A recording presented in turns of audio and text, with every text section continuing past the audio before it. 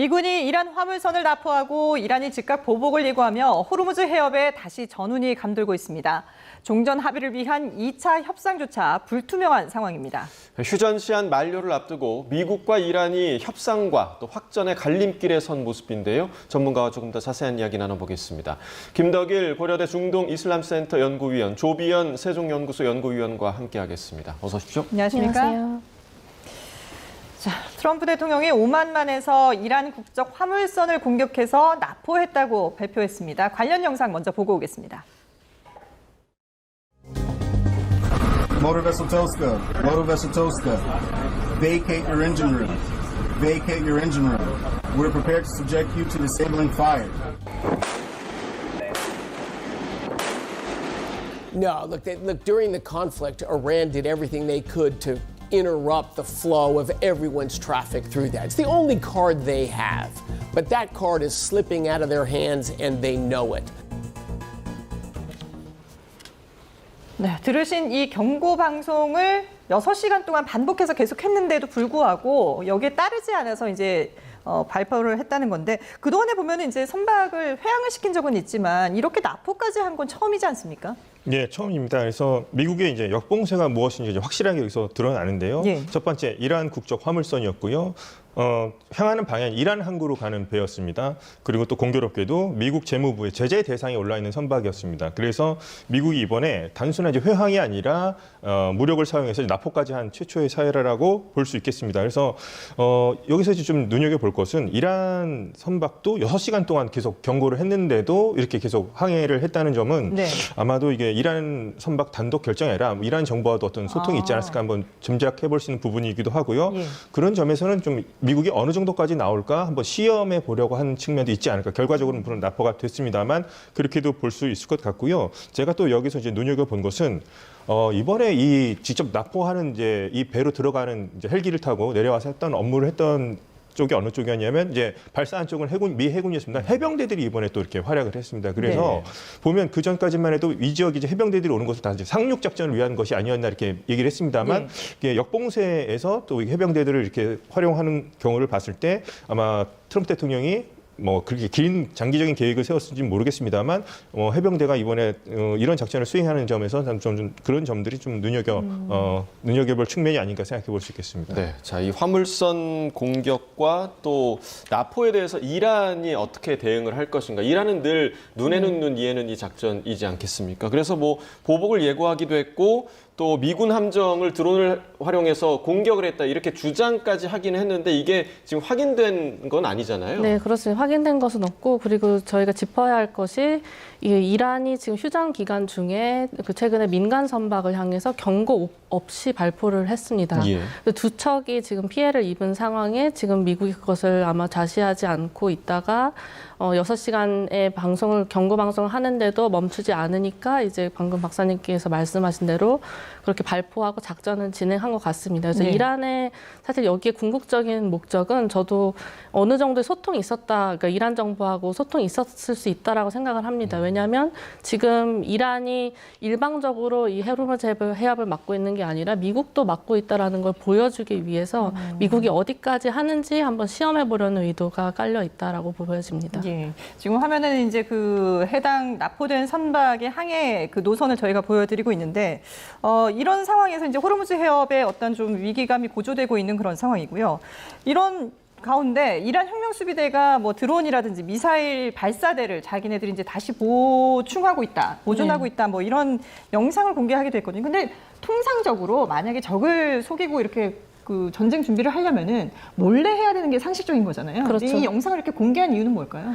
지금 사실 지금 나오는 영상이나 뭐 이미지가 위치가 어딘지, 뭐 이게 지금 찍은 건지 예전에 찍은 건지 이런 것도 사실은 확인되지가 않습니다. 그런데 이란이 아마 이거를 보여주면서 보내려는 메시지는 자기네들도 이제 전쟁이 재발됐을 때를 대비해서 준비하고 있다라는 그 압박 수위를 높이기 위해서 보여주는 것 같아요. 왜냐하면 지금 미국이 이미 지금 조금 전에 그 YTN 속보에서도 나왔지만 그 제라드 포드 항공모함, 그 떠다니는 항공기지가 지금 홍해에 이미 도착을 했고, 그 세 번째 항공모함, 그 부시 항공모함도 지금 아프리카 연안을 지나서 오고 있습니다. 예. 그래서 미국이 지금 사실 운영하는 가진 항공모함 대수는 11척인데 이 중에 4대를 통상 운영하는데 4대 중에 3척이 이제 중동으로 오는 겁니다. 그만큼 이란의 입장에 봤을 때는 미국이 어떠한 그 다음에 뭐 군사작전을 준비하고 있다라고 판단할 여지가 상당히 있고 그렇기 때문에 자기들도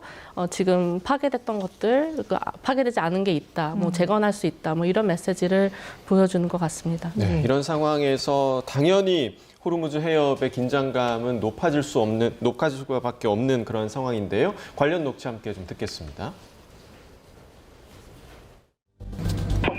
Iranian Stepan Navy, this is CMA Everglades. Please ask the speedboat to stop shooting at us.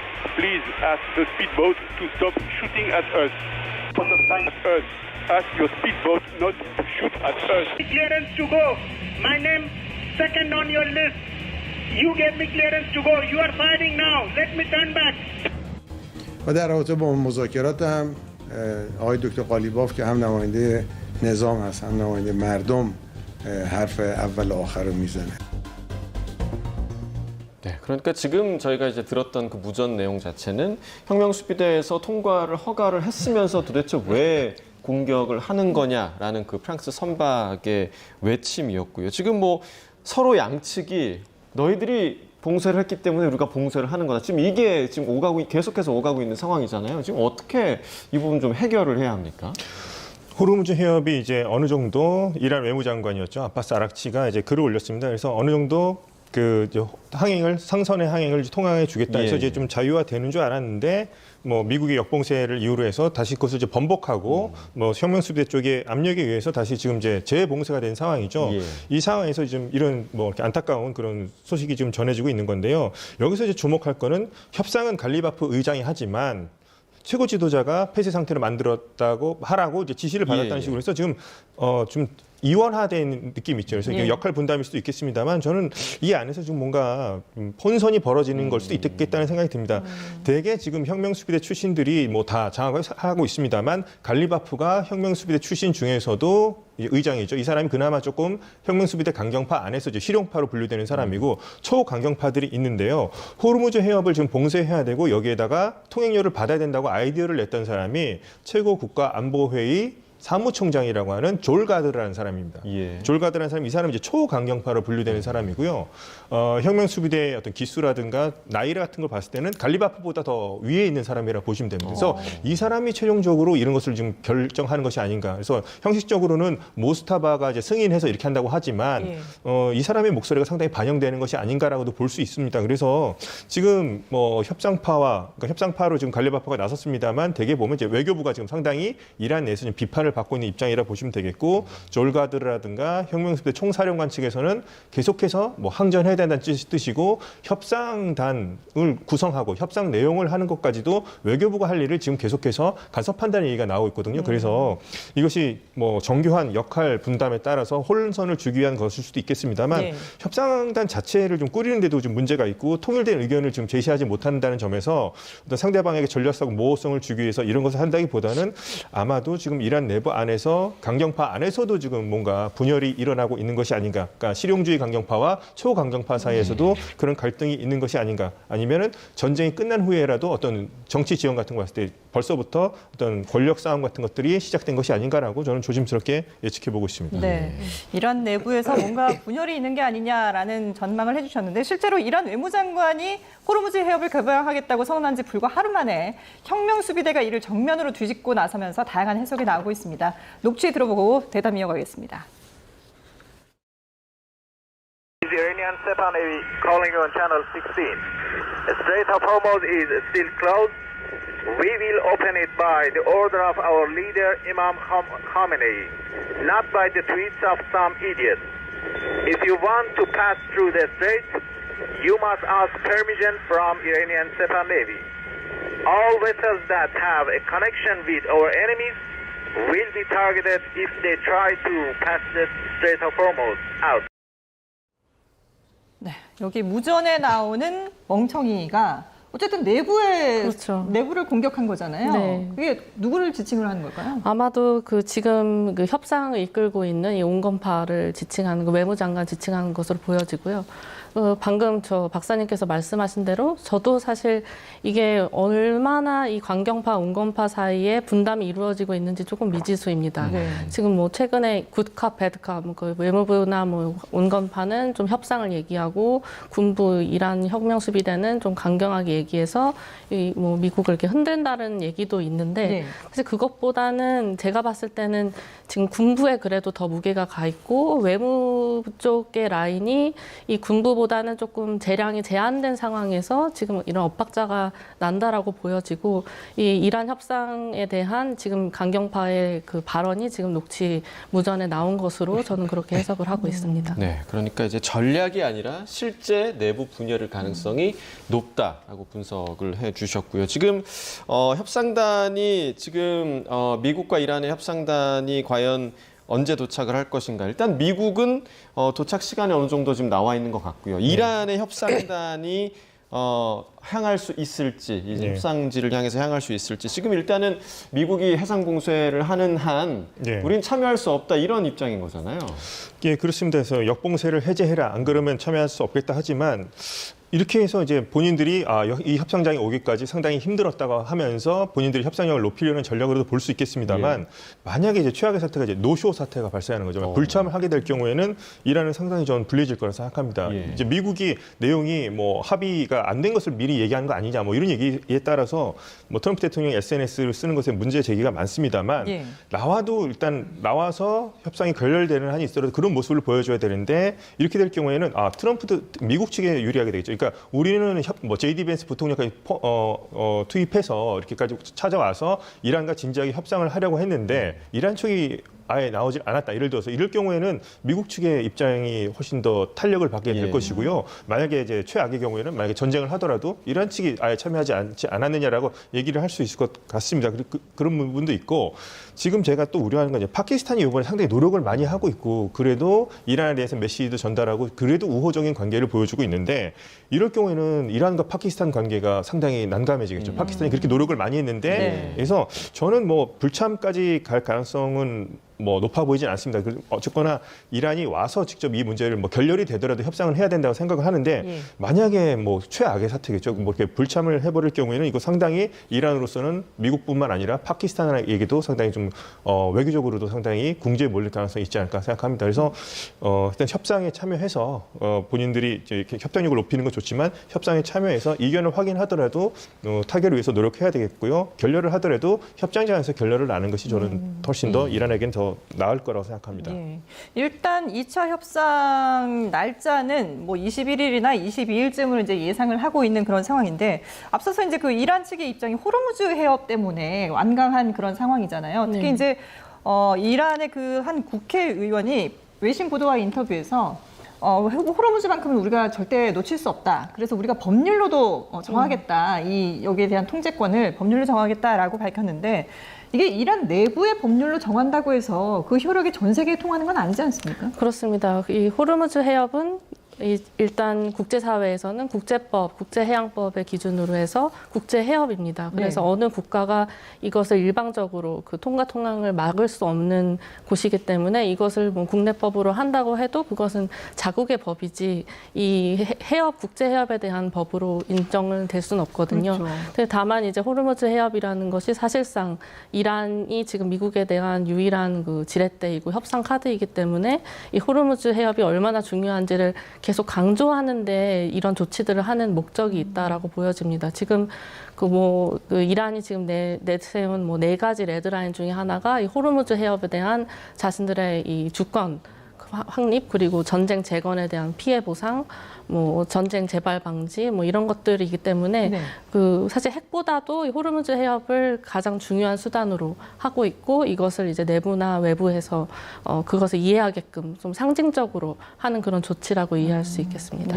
만약에 뭐 실제로 이 호르무즈 해협에 대한 통제권을 이 국회의원 말처럼 법률로 정하고 실제로 통제권을 한다고 하더라도 지금 국제사회를 모두 적으로 돌릴 수 있다는 우려의 목소리가 나오고 있는데 이 부분을 이란도 알고 있진 않을까요? 그런데 이게 이렇게 얘기를 하는 거는 협상력을 높이려는 그런 수사로 봐야 되는 겁니까? 협상력, 이제 단기간에 이제 며칠 후에 만약 개최가 된다면 협상력을 높이기 위한 수사로도 볼 수 있겠습니다만 장기적으로 봤을 때는 잃는 것이 훨씬 더 크겠죠. 국제사회에 엄청난 비판을 받을 거고요. 예. 뭐 양도할 수 없는 권리라고 하지만 양도받은 적도 없는 권리입니다. 이거는 그렇기 때문에 지금 이것은 뭐 어불성설이라 생각합니다만 여기서 이제 계속 나오는 것은 그러니까 이란 내 강경파들의 생각은 그렇지 않다는 거죠. 국제사회 비난을 받더라도 우리가 여기서 권리를 행사해야 된다는 건데 아까 말씀드렸던 최고국가안보회의의 사무총장인 졸 가드르가 아이디어를 냈던 게 여기 통행료를 받자는 사람, 아이디어를 냈던 사람이 이 사람인데 예. 통행료도 지금 제대로 거치지 않고 있다는 얘기까지 나오고 있지 않습니까? 그래서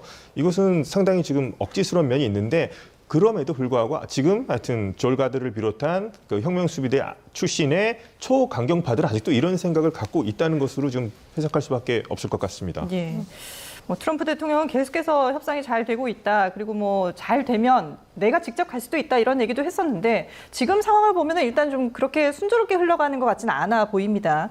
그리고 미국 협상단에서도 사실 벤스 부통령이 2차 협상단에 포함이 되느냐 안 되느냐가 좀 약간 혼선이 있었잖아요. 이건 왜 그랬을까요?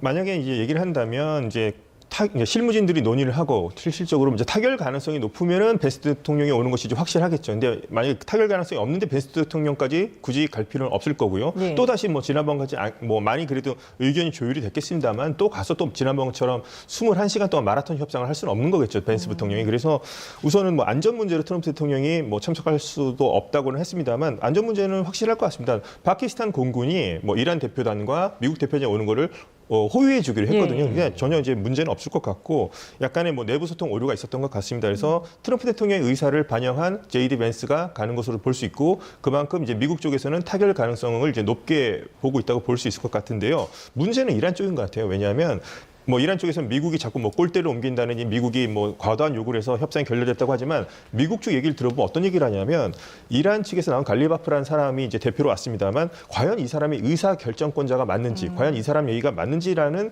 그런 의문을 했다는 거죠. 그러니까 전권을 받고 온 대표단이 아니라면 믿을 수 없다는 미국 측의 의견이 있는 것을 봤을 땐 아까 계속 이제 얘기 나왔던 것처럼 이란 안에서도 지금 뭔가 통일되지 않은 채 지금 협상단이 지금 참석한 게 아닌가 그런 부분을 좀 짐작해 볼 수 있을 것 같습니다. 예. 네. 자, 그리고 이제 트럼프 대통령이 또 협박을 했습니다. 모든 교량과 발전소를 폭파하겠다. 네.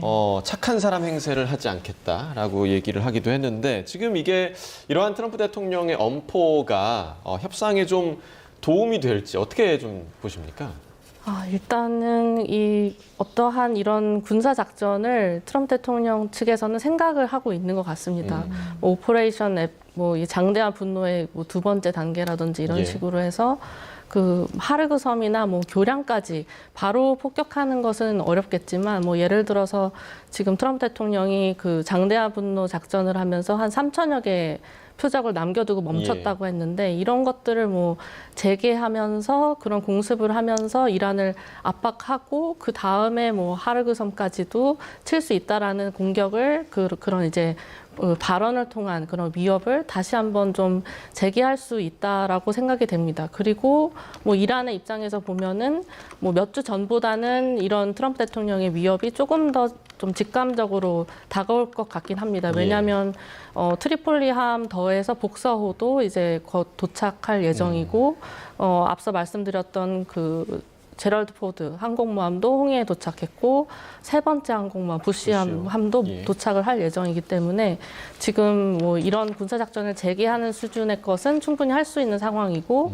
또 하나만 말씀드린다면 그 전폭기입니다. B-21 전폭기를 예. 헤그세스 국방장관이 계속 얘기를 하고 있는데 네. 뭐 이것을 사용해서 다시 한번 뭐 추가 타격을 해서 지금 이란 뭐 시민이나 정부에 대한 그런 메시지를 던지는 차원도 최악의 상황에서는 다시 한번 생각해 볼 수 있다라고 보여집니다. 예. 지금 트럼프 대통령이 어쨌든 뭐 착한 사람 행세를 안 하겠다라고 그렇죠. 얘기를 했고, 그리고 그 이전에도 뭐 문명 파괴 얘기도 했었고, 그리고 또 얼마 전에 몇 시간 전에 그 폭스뉴스의 인터뷰도 나왔는데 보니까 네. 또 나라를 뭐 없애버리겠다 이런 얘기들까지 과격하게 했더라고요. 네. 그러니까 그만큼 이란을 최대한 좀 압박하겠다 이런 의도로 봐야 되겠죠. 그렇습니다. 그 사실 지금 뭐 제가 봤을 땐 트럼프 대통령이 바로 뭐 군사작전을 그 정도 수준으로 지금 얘기한 수준만큼 할 것 같지는 않습니다. 네. 왜냐하면 지금 트럼프 대통령이 결정한 게 경제적 수단으로 먼저 이란을 옥죄겠다는 것이거든요. 그래서 이란에 대한 그 원유를 제재했던 것을 지금 어제자로 종료될 시점이었는데 이것을 연기를 하지 않았습니다.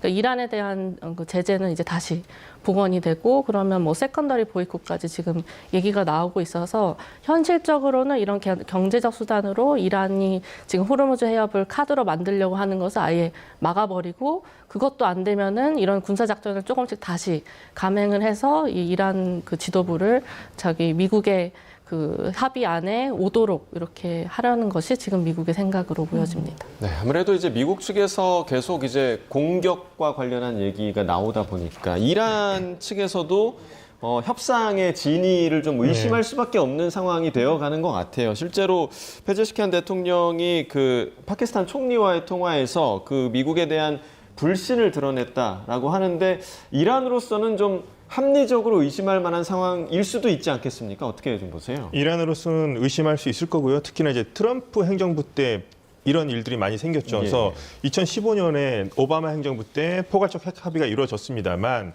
트럼프 일기 행정부였던 2018년도에 탈퇴를 했었죠. 자, 거기서부터 이제 첫 번째 불신이 싹 텄고요.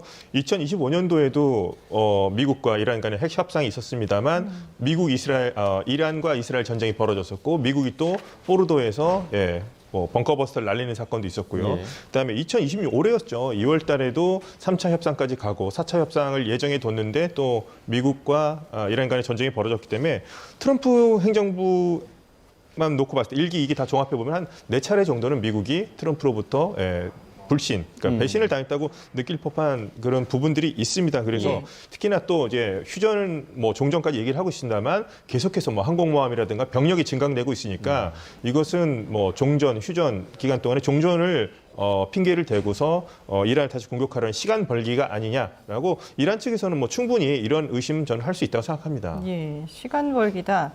그런데 지금 일단 어쨌든 휴전이 끝나는 시점이 우리 시각으로 수요일 오전 9시거든요. 네. 근데 그러면 그 안에 앞서서 이제 어쨌든 이란도 협상적으로 나와서 뭐 협상을 깨더라도 나오는 게 맞다라고 말씀해 주셨는데 그 안에 21일 그러니까 수요일 오전 9시 전에 2차 협상은 열릴 수 있을까요? 어떻게 보세요?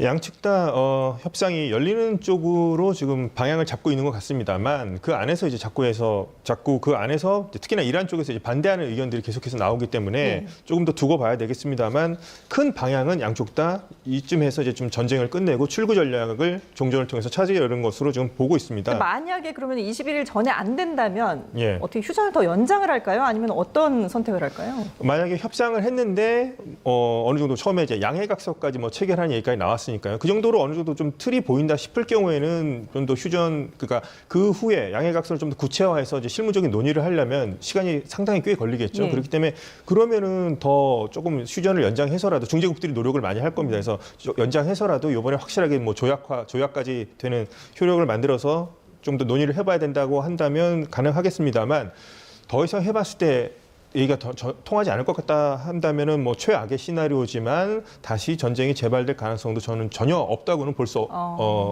없다고는 할 수 없을 것 같습니다.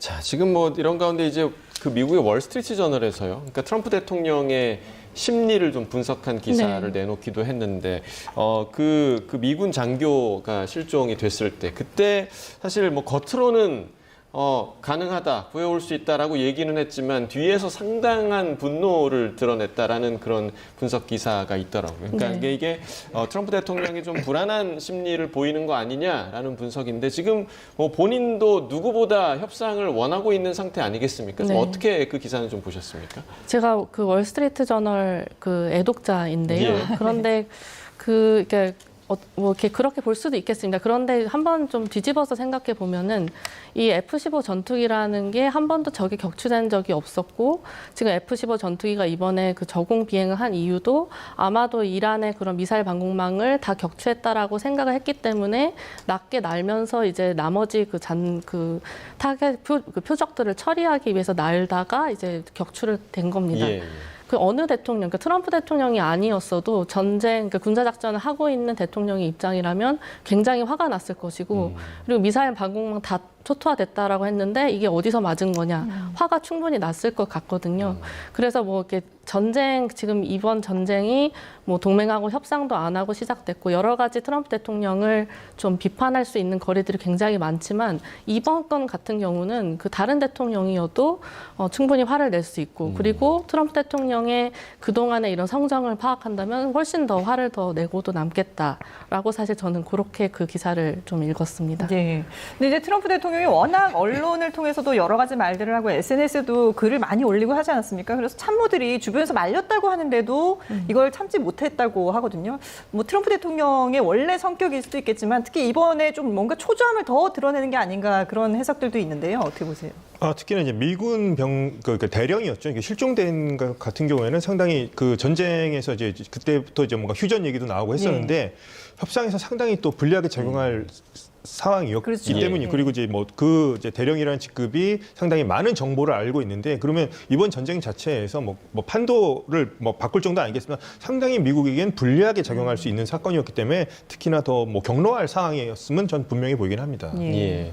자, 지금 지금 호르무즈 해협도 그렇고요. 지금 홍해 봉쇄 가능성까지 좀 구체적으로 왜냐하면 후티 반군 얘기가 또 나오고 있어서요. 지금 이렇게 되면 정말로 협상이 이루어질 수 있을 것인가라는 그런 우려까지 드는데 지금 상황은 좀 어떻게 보십니까? 그 정말 우려스러운 부분입니다만 이 홍해에 대한 이란의 접근이 조금 더 그 가능성이 높아질 수밖에 없는 것 같습니다. 왜냐하면 지금 호르무즈 해협이 자신들의 유일한 지렛대인데 이것을 또 미국이 역봉쇄를 하고 있고 또 지금 그 나포까지 하는 상황까지 오게 되면 이란의 입장에서는 이 홍해까지 넓혀야 되는 생각을 할 수밖에 없다라고 생각이 됩니다. 근데 다만 이제 미국이 그 지금 제럴드 포드 항공모함을 이 홍해로 이제 보내가지고 이제 중동 지역으로 왔는데 사실 이 움직이는 그 항로를 보면은 사실 홍해에 대한 미국이 이미 준비하고 있다라고도 볼 수 있거든요. 예. 홍해에 이제 제럴드 포드 항공모함 두고 링컨 그 항공모함은 여기 오만 앞에 두고 그리고 부시함도 오면은 이제 그 중동 앞바다 이렇게 두는 것이기 때문에 여러 가지 수를 고려하고 이제 대비는 하고 있습니다. 다만 이제 한국이나 이런 우리가 그 해양 수송로에 의존하는 국가들의 입장에서는 조금만의 사실 군사적 긴장도 경제에 큰 타격을 줄 수 있기 때문에 우려하지 않을 수가 없다라고 생각이 됩니다. 예. 홍해만큼 또 이제 이번 그 종전 협상의 변수가 되는 것이 계속해서 나오는 얘기가 이스라엘과 레바논 상황 아니겠습니까? 네. 근데 일단 양국이 이제 휴전을 하기로 했는데 이스라엘이 레바논 남부의 그 옐로 라인이라고 해서 본인들이 임의적으로 이렇게 선을 그어놓고 여기를 넘으면 우리 공격하겠다라고 얘기를 했다고 하거든요. 근데 이게 합의가 된 게 아니라 일방적인 선언이잖아요. 네, 일방적인 선언이죠. 그래서 옐로우 라인 같은 경우는 가자 지구에도 있습니다. 근데 그때만 해도 트럼프 대통령이 이제 휴전을 했었고요. 이제 정전 협정에 따라서 이를테면 가자 지구에 있는 하마스의 어떤 뭐 무장 해제 단계에 따라서 이렇게 하면서 옐로우 라인이라는 건 그때 국제적인 합의에 의해서 일단 건선인데요. 네. 그것도 사실상 지금 잘 지켜지지 않고 있고 지금 그것을 옐로우 라인을 이스라엘이 사실상 국경선처럼 이용하고 있습니다. 근데 여기도 똑같이 적용이 될 수 있는 거죠. 근데 이거는 국제적인 합의가 있는 것이 아니라 이스라엘이 점령한 지역을 자신들이 옐로우 라인으로 그은 건데요. 네. 이걸 자신들이 이제 완충지대로 삼아야 된다. 로켓이 날아오기 때문에 완충지대로 삼아야 되고 우리가 점령한 지역에 요충지를 우리가 가지고 있어야 된다는 점인데 이거는 일단 국제적인 합의 없이 이스라엘의 군사적 점령 지형에 대한 일방적인 선으로 볼 수 있겠고요. 이것이 이제 제가 우려한 바는 이제 가자 지구에서처럼 이것이 계속 이스라엘이 계속 주둔하게 되면 이게 사실상의 어떤 국경선이 되어버릴 수도 있다는 겁니다. 영토 확장이 되버리는 그렇죠. 레바논 안쪽으로 이제 선을 그은 거거든요. 예. 10km 안으로 들어가서 그런 점에서 이스라엘은 이거는 완충지대라서 우리가 필요한 것이라고 하지만 이것이 이제 국제법을 좀 이제 위반하는 소지가 있고요. 그러면서 국경선으로 굳어지게 되면은 이거는 좀 문제가 커질 수도 있고 레바논이 또 자체적으로 노력을 하고 있거든요. 헤즈볼라를 무장 해결하기 위해서 많이 능력은 부족합니다만 근데 이렇게 될 경우에 또 레바논과 이스라엘 간에 다시 이제 대화의 물꼬를 텄는데 안 좋은 영향을 미칠까 봐 그 점에 대해서는 저는 상당히 좀 우려하고 있습니다. 휴전 합의가 무력화될 수 있는 그런 지금 이스라엘의 조치가 아닐까 생각이 들고 조금 전에 보신 것처럼 지금 네타냐후 총리가 이 옐로 라인에 대해서 직접 설명하는 모습도 보고 있었고요. 그래서 트럼프 대통령이 이제 이스라엘에 대해서 치열하게 싸워서 승리하는 법을 아는 위대한 동맹이다. 이렇게 또 세웠다고 하더라고요. 물론 이스라엘을 띄워주는 것도 있긴 하지만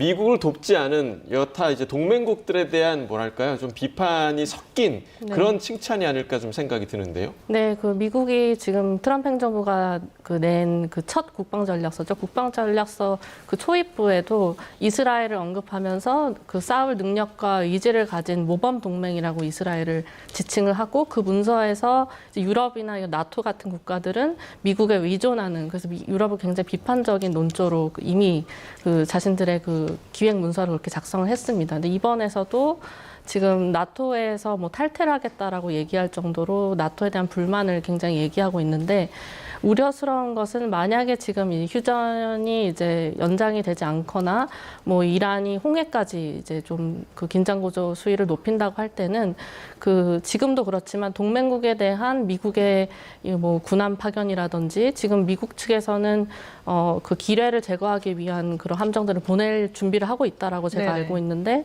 이 동맹국들에 대한 그런 요구를 다시 한번 좀 더 강하게 할 가능성이 높아 보입니다. 예.